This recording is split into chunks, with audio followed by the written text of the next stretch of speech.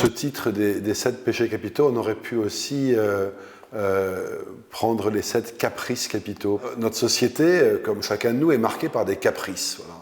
Et ces caprices, aujourd'hui, me semble-t-il, sont caractérisés à la fois par une forme d'attachement idolâtrique à un passé fantasmé, magnifié, auquel nous nous raccrochons avec désespoir, par peur d'affronter un futur que nous n'envisageons que sous l'angle le plus violent, le plus obscur, le plus dramatique, le plus terrifiant. Voilà. Et du coup, ces deux données-là nous empêchent en fait d'être confrontés au présent, qui est le seul temps sur lequel nous puissions avoir une prise. Voilà. Ces caprices sont des péchés, et le péché est mortifère, puisque le péché nous coupe en fait de la relation à l'autre, il nous coupe de la relation à Dieu, et il nous coupe d'une relation vraie à nous-mêmes, en nous mettant face à nous-mêmes d'une manière idolâtrique.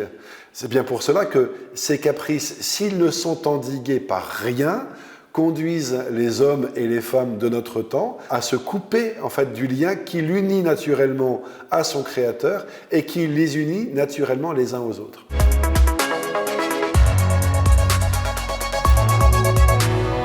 La fraternité, elle puise sa raison d'être pour nous chrétiens dans une origine. C'est Dieu lui-même, parce qu'en fait, il n'y a pas de fraternité possible s'il n'y a pas une origine commune.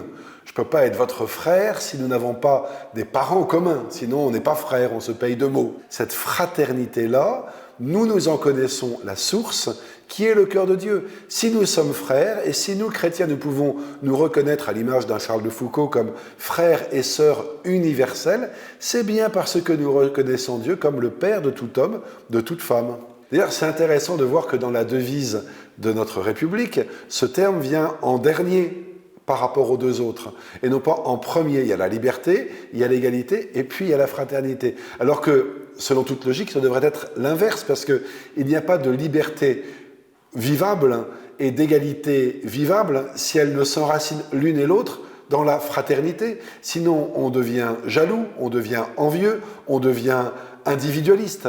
Mais on ne peut être libre et se vouloir égaux et se reconnaître égaux les uns les autres que si l'on commence par se reconnaître comme frères.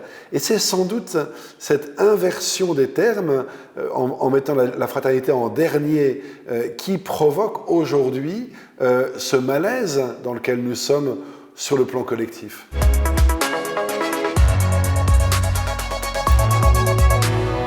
Eh bien, ce chemin de fraternité qui est cette capacité à pouvoir renouer ces liens qui nous unissent les uns aux autres par cette capacité à dialoguer, à entrer en relation les uns avec les autres dans une société où, nous le voyons bien, cette relation est profondément blessée puisque nous sommes aspirés en fait de toutes les manières à nous replier sur nous-mêmes, dans nos peurs, dans nos individualités, en considérant de plus en plus autrui comme un individu, c'est-à-dire comme une sorte d'objet, soit qui va m'être utile, soit dont je vais me débarrasser parce qu'il constitue un obstacle, plutôt que de le considérer comme une personne à part entière, capable d'une relation avec moi, en croyant que cette relation va construire quelque chose, va me faire grandir, va tisser dans mon existence propre une épaisseur nouvelle. Et quand on parle de paroles politiques, on est là sur quelque chose d'essentiel et on le voit bien aujourd'hui.